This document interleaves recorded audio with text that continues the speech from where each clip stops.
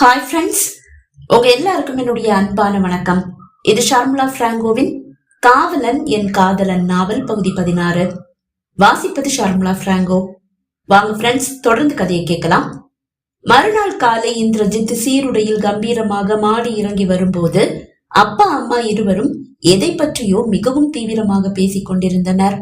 என்னப்பா, ஏதோ சீரியஸா டிஸ்கஸ் பண்ணிட்டு இருக்கீங்க போல என்றவன் டீப்போ மீது இருந்த செய்தித்தாளை எடுத்து தலைப்புச் செய்தியை பார்த்தான். முதல் பக்கத்தில் சந்திரலேகா ஒப்படைத்த பெட்டியை பற்றிய செய்திதான் வெளியாகி இருந்தது. தாத்தாவோட நினைவு நாள் வருதுப்பா, அடுத்த வாரம். அத பத்தி தான் நாங்க பேசிட்டு இருக்கோம். உனக்கு தெரியும்ல, தாத்தா ஒரு ஆர்கியாலஜிஸ்ட். அவர் திடீர்னு ஒரு நாள் நெஞ்சு வெளியின்னு சொன்னாரு. ஹாஸ்பிட்டல் கூட்டிட்டு போனோம், உன்னை பார்க்கணும்னு சொன்னாரு. உன்னை ஸ்கூல்ல இருந்து கூட்டிட்டு வர்றதுக்குள்ள தாத்தா இறந்துட்டாரு. அப்பா அப்படி கூறிய போதுதான் அவனுக்கு பொட்டில் அரைந்தார் போல் அந்த சம்பவம் நினைவுக்கு வந்தது. அந்த நீல நிறக்கல் அது தாத்தாவிடம்தான் இருந்தது. அதை அவர் ஒரு பெட்டியில் வைத்து அவரிடம் கொடுத்திருந்தார். ஆனால் அது ஒரு சாதாரண கண்ணாடி கல் என்றுதான் சிறு வயதில் அவன் நினைத்தான். தாத்தா பத்திரமாக வைத்திரு என்று கூறியதால் மட்டுமே அதை இப்போதும் பத்திரமாக வைத்திருக்கிறான். எப்போதாவது தாத்தாவின் நினைவு வரும்போது அந்த பெட்டியை எடுத்து திறந்து பார்ப்பதுண்டு. இப்போது அந்த பெட்டியை திறந்து பார்க்காமல் 2 வருடங்களுக்கு மேலாகிவிட்டது. ஆனாலும் அந்த நீல நிறக்கல் அது அவன் மனதின் ஆழத்தில் பதிந்து கிடக்கிறது. செய்தித்தாளை அப்படியே டீப்போ மீது வைத்துவிட்டு வேகமாக மாடியை நோக்கி ஓடினான். இவனுக்கு என்ன ஆச்சு? அப்பா புரியாமல் கேட்க, எதையாவது மறந்து வச்சுட்டு வந்திருப்பான், அதை எடுக்கதான் ஓடுறான், அதுக்கு இப்படியா ஓடுவான் என்றவர் செய்தித்தாளை எடுத்து புரட்டினார். இந்த நியூஸ் பேப்பர்ல எல்லாம் இப்ப வர்றது நியூஸ் கிடையாது, கதை. ஒரு பெட்டி கிடைச்சதான் அத பத்தி 1000 கதை சொல்றானுங்க. 2 செய்தித்தாள்ல 2 விதமா நியூஸ் வந்திருக்கு.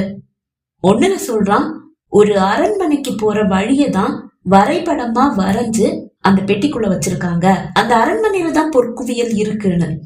இன்னொருத்தன் எழுதி இருக்கான், ஒரு குகைக்கு போற பாதையதான் வரைபடமா வரைஞ்சு அந்த பெட்டியில வச்சிருக்காங்க, அங்கதான் பொற்குவியல் இருக்குன்னு எழுதியிருக்கான். இதுல எது உண்மை எது பொய்னு அந்த கடவுளுக்கு தான் வெளிச்சம் என்றவர் செய்தித்தாளை மீண்டும் புரட்ட ஆரம்பித்தார். இதே நேரம் தாத்தா தனக்கு கொடுத்த அந்த பெட்டியை படுக்கையில் எடுத்து வைத்து திறந்து பார்த்து கொண்டிருந்தான் இந்திரஜித். அதனுள் மாமா பாஸ்கரின் வீட்டில் பார்த்த அதே போன்றதொரு கல் இருக்கிறது. அதை வெளியே எடுத்து அங்கும் இங்கும் திருப்பி பார்த்தான். அதே போன்ற கல்லே, ஆனாலும் இதில் ஏதோ ஒரு வித்தியாசத்தை அவன் உணர்கிறான். என்ன அது? நன்றாக கூர்ந்து பார்க்கும் போதுதான் கல்லின் வடிவில் சிறு வித்தியாசம் தெரிகிறது. மாமா வீட்டில் இருந்த அந்த கல் இடது ஓரத்தில் லேசாக உடைந்திருந்தது. இந்த கல் வலது ஓரம் உடைந்திருக்கிறது. கல்லை மீண்டும் அங்கும் இங்கும் திருப்பி சிறிது நேரம் பார்த்தவன் அந்த அழகான பெட்டியில் விரித்து வைத்திருக்கும் அந்த நீல நிற பட்டு துணியை வெறுமனே கையில் எடுத்தான். அதன் அடியில் ஒரு காகிதம். என்ன இது? பெட்டியையும் கல்லையும் படுக்கையில் வைத்துவிட்டு அந்த காகிதத்தை எடுத்து பிரித்தான். அன்புள்ள இந்திரஜித் என்று துவங்குகிறது தாத்தா அவனுக்கு எழுதிய அந்த கடிதம். தொடர்ந்து வாசித்தான். இந்த பெட்டியும் இதுக்குள்ள இருக்கிற கல்லும் மட்டும் இல்ல, என்னுடைய பேங்க் லாக்கர்ல ஒரு பெட்டி இருக்கு, அதுவும் உனக்கு தான் சொந்தம். நீ போய் பேங்க்ல கேட்டா மட்டும்தான் அத பத்தி உன்கிட்ட சொல்லுவாங்க. நீ கேட்டா மட்டும்தான் அத கொடுப்பாங்க. வேற யார்கிட்டையும் அந்த லாக்கரை பத்தியும் சொல்ல மாட்டாங்க, அந்த பெட்டியையும் கொடுக்க மாட்டாங்க.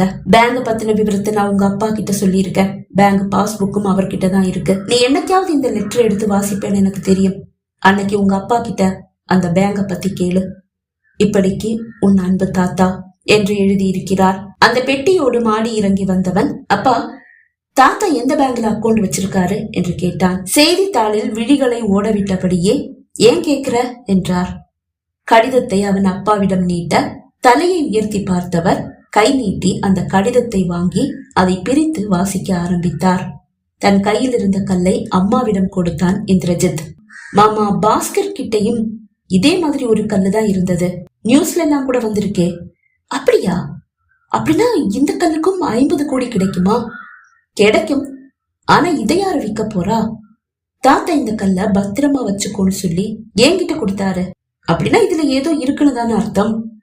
விலை மதிப்பில்லாத கல்ல ஆனதாலதான் பத்திரமா வச்சுக்கோன்னு சொல்லி இருப்பாரு. இல்லம்மா, அதையும் தாண்டி வேற ஏதோ ஒரு காரணம் இருக்கு, அப்படிதான் எனக்கு தோணுது என்றவன் அப்பாவை பார்த்தான். அப்பா அமைதியாக அவனையே பார்க்கிறார். என்னப்பா அப்படி பாக்குறீங்க? இந்திரா, தாத்தா அடிக்கடி இந்த பேங்க பத்தி சொல்லுவாரு. பேங்க் பாஸ்புக் கூட என்கிட்டதான் இருக்கு. நான் இறந்து போயிட்டா இந்த பேங்குக்கு இந்திரஜித்தை கூட்டிட்டு போ, அவன் தான் நோமினி அப்படின்னு சொல்லி சொன்னாரு. தாத்தா இறந்ததும் நானும் அந்த பேங்க்ல போய் விசாரிச்சேன். ஆனா அவர் பேர்ல எந்த பேங்க் பேலன்ஸும் இல்லைன்னு சொல்லிட்டாங்க.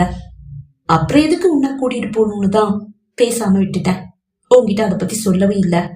சரிப்பா, நான் இப்ப ஆபீஸ் போறேன். நான் ஃப்ரீ ஆகும்போது உங்களுக்கு போன் பண்றேன். நீங்க புறப்பட்டு வாங்க, நாம அந்த பேங்க்ல போய் விசாரிக்கலாம். அப்புறம் இந்த கல்லு நம்ம கிட்ட இருக்குன்னு யாருக்கிட்டையும் சொல்ல வேண்டாம். அது நமக்கு ஆபத்தை தான் தேடி தரும். இந்திரஜித்து கூற, புரியுதுப்பா, நாங்க யாருக்கிட்டையும் சொல்ல மாட்டோம் என்றார் அப்பா. அம்மா, அண்ணனை எங்க காணோம்? அவன் என்ன எந்திரிக்கலப்பா? டைம் 7 தானே ஆகுது. அவன் எந்திரிக்கும் போது 8 மணி ஆகும். சரிம்மா, அண்ணன்கிட்டயும் அன்னிக்கிட்டையும் இந்த கல்ல பத்தின விஷயத்த சொல்லிடுங்க. வெளியில யாருக்கிட்டையும் சொல்ல வேண்டாம்னு சொல்லிடுங்க. சரிப்பா, நான் சொல்லிடுறேன். அம்மாவிடம் இருந்து அந்த கல்லையும் அப்பாவிடம் இருந்து அந்த கடிதத்தையும் வாங்கி கொண்டு அறைக்கு வந்தவன் அதை பத்திரமாக வைத்துவிட்டு அலுவலகம் புறப்பட்டான். மதியமே அப்பாவை அழைத்து வங்கிக்கு வருமாறு கூறியவன் வங்கியை எட்டும் போது அப்பா அவனுக்காக காத்திருக்கிறார். இருவரும் ஒன்றாக மேனேஜரை சந்தித்து விஷயத்தை கூற, அவரும் சில ஃபைல்களை பரிசோதித்து விட்டு இந்திரஜித்தை மட்டும் தன்னோடு அழைத்துக் கொண்டு லாக்கர் இருக்கும் அறைக்கு வந்தார். லாக்கரை திறக்கும் போது அதற்குள் ஒரு பெட்டி மட்டும்தான் இருந்தது. அதை எடுத்து அவனிடம் கொடுத்தவர், உங்க தாத்தா ராமானுஜன் கணக்குல 25 லட்சத்துக்கு மேல இருக்கு. நாமினி நீங்க தான், அதனால அந்த காசு உங்களுக்கு தான் சேரும். ஃபார்மாலிட்டிகளை நீங்க சீக்கிரமா முடிச்சுட்டா அது உங்களுக்கு சொந்தமாயிடும் என்று கூறியவர் என்ன செய்ய வேண்டும் என்றும் கூறி அனுப்பினார். வீட்டிற்கு வந்த இந்திரஜித் பெட்டியை திறக்க முயலும் போதுதான் அதற்கு சாவி இல்லை என்று அறிந்தான். சாவி இல்லையா? அப்ப இதை எப்படி திறக்கிறது? தாத்தா இத பத்தி எதுவும் சொல்லலையே. அந்த லெட்டர்ல கூட இத பத்தி எதுவும் எழுதல. அப்புறம் எப்படி திறக்கிறது? யோசித்தவன் பெட்டியை தாத்தா தனக்கு கொடுத்த அந்த பெட்டியோடு சேர்த்து பத்திரப்படுத்தி வைத்தான். என்னைக்காவது சாவி கிடைக்கும், அன்னைக்கு திறந்து பார்த்துக்கலாம். தன் மனதையும் சமாதானம் செய்தான். நாட்கள் மெல்ல ஓட ஆரம்பித்தது. இந்திரஜித்தும் சந்திரலேகாவும் அவரவர் வேலைகளில் பரபரப்பாகி போயினர். 15 நாட்கள் ஆனதும் மாமா பாஸ்கர் மீண்டும் நீதிமன்றத்தில் ஆஜர்படுத்தப்பட்டார். அப்போது இந்திரஜித் எதிர்பாராத அந்த நிகழ்வு அங்கு நடந்தேறியது. அவனது மேலதிகாரிகள் இருவர் நீதிமன்றத்திற்கு வந்து, மிஸ்டர் பாஸ்கர் மேல எந்த தப்பும் இல்ல, அவர் நிரபராதி. இத்தனை நாள் எங்க மனசாட்சி எங்களை உறுத்திட்டே இருந்தது. இதுக்கு மேலேயும் உண்மையை எங்களால மறக்க முடியாது. அது நீதிக்கு புறம்பானது. அதனால நாங்க உண்மையை சொல்லிடுறோம். அவர் முதல்ல கண்ணு திருட்டு போச்சுன்னு எங்க கிட்ட கம்ப்ளைண்ட் கொடுக்கல. அவருக்கு சொந்தமான ஒரு பெட்டிய ஆர்கியாலஜிஸ்ட் சந்திரலேகா அபகரிச்சு வச்சிருக்கிறதா தான் சொன்னாரு. அந்த பெட்டிக்குள்ள பொற்குவியல் இருக்கிற இடத்தை வழிகாட்டுற வரைபடமும் இருக்குன்னு சொன்னாரு. அப்பதான் நாங்க 2 பேரும் அது உங்களுக்கு சொந்தமானது இல்ல, அரசாங்கத்துக்கு சொந்தமானது, இந்த விஷயம் வெளியில தெரிஞ்சா அந்த பொற்குவியலுக்கு ஆபத்து அப்படின்னு சொல்லி அது ரகசியமாவும் இருக்கணும், சந்திரலேகாவை விசாரிக்கவும் செய்யணும்ன்றதுக்காக தான் அவர்கிட்ட இப்படி ஒரு பொய் கேஸ் கொடுக்க சொன்னோம். அதனாலதான் அவரு சந்திரலேகா மேல அப்படி ஒரு பொய் கேஸ் கொடுத்தாரு. நாங்களும் அந்த பெட்டிய பத்தி சந்திரலேகா கிட்ட விசாரிச்சோம். ஆனா அவங்க கடைசி வரைக்கும் அத பத்தி மூச்சே விடல. இப்ப அந்த பெட்டிய நீதிமன்றத்துல ஒப்படைச்சிட்டாங்க. எப்படியோ நாங்க ஆசைப்பட்ட மாதிரி, விரும்பின மாதிரி அரசாங்கத்துக்கு சேர வேண்டிய சொத்து அரசாங்கத்துக்கிட்டே வந்து சேர்ந்துருச்சு. மிஸ்டர் பாஸ்கர் மேல எந்த தப்பும் இல்ல. நாங்களும் தப்பு செய்யணும்ன்ற எண்ணத்தோட இத பண்ணல. எங்க கடமைய மறைமுகமா செஞ்சோம், அவ்வளவுதான். இதுக்காக கோர்ட் எங்களுக்கு என்ன தண்டனை கொடுத்தாலும் நாங்க வாங்கிக்க தயாரா இருக்கோம் என்று கூற, 2 அதிகாரிகள் மீதும் உரிய நடவடிக்கை எடுக்குமாறு கூறி மாமா பாஸ்கரை வழக்கில் இருந்து விடுவித்து தீர்ப்பளித்தது நீதிமன்றம். இந்திரஜித்தின் முன்னால் வந்து நின்ற மாமா, என்னடா நான் நிரந்தரமா ஜெயிலேயே இருந்துடுவேன்னு நினைச்சியா? இனி நீயும் அந்த சந்திரலேகாவும் நிம்மதியா வாழவே முடியாது. இனிமே உங்க 2 பேருக்கும் எதிரியும் நான் தான், யமனும் நான் தான். தங்கச்சி பையனு கூட பார்க்க மாட்டேன்டா. எனக்கு எதிரினா போட்டு தள்ளிட்டு போயிட்டே இருப்பேன். பணத்தை தூக்கி வீசினா காக்கி சட்டை கூட கால்ல வந்து விழுந்து கிடக்கும். ஆனா என்ன பண்றது, உனக்கு பணத்தோட அருமை தெரியல, அதை நீ காலால எட்டி உதைக்கிற. அதே மாதிரி எல்லாரும் இருந்துடுவாங்கன்னு நினைச்சியா? காசை விட்டெறிஞ்சா எந்த நீதி நியாயத்தையும் விலைக்கு வாங்கலாம். இனிமே உனக்கு பணத்தோட அருமை என்னன்னு நான் காட்டுறேன். உங்க அப்பாவோட பிசினஸ் இருக்குல்ல, அத ஒண்ணு இல்லாம பண்ணி காசுனா என்ன, அதோடைய அருமைனா என்னன்னு உனக்கும் வீட்டுல இருக்கிறவங்களுக்கும் புரிய வைக்கிறேன் என்று கூறிவிட்டுதான் தன் காரில் ஏறி சென்றார். மாமா பாஸ்கருக்கு இப்போது தங்கள் மீது இருக்கும் கோபத்தில் அவர் எதை வேண்டுமானாலும் செய்வார் என்பதை புரிந்து கொண்ட இந்திரஜித் முதல் வேலையாக மாமா எந்த வழியிலெல்லாம் தங்களுக்கு பாதிப்பை ஏற்படுத்துவார் என்று அரவிந்த் அப்பா இருவரோடும் அமர்ந்து யோசித்து அந்த வழிகளை எல்லாம் கண்டுபிடித்து அதை அரவிந்தோடு சேர்த்து அடைத்த பிறகுதான் அடுத்த வேலையை பார்த்தான். ஆனால் மாமா பாஸ்கர் அவர்களது தொழிலை அல்ல, சந்திரலேகாவை தான் முதலில் முற்றுகையிட்டார். அதை இந்திரஜித் அறியவில்லை.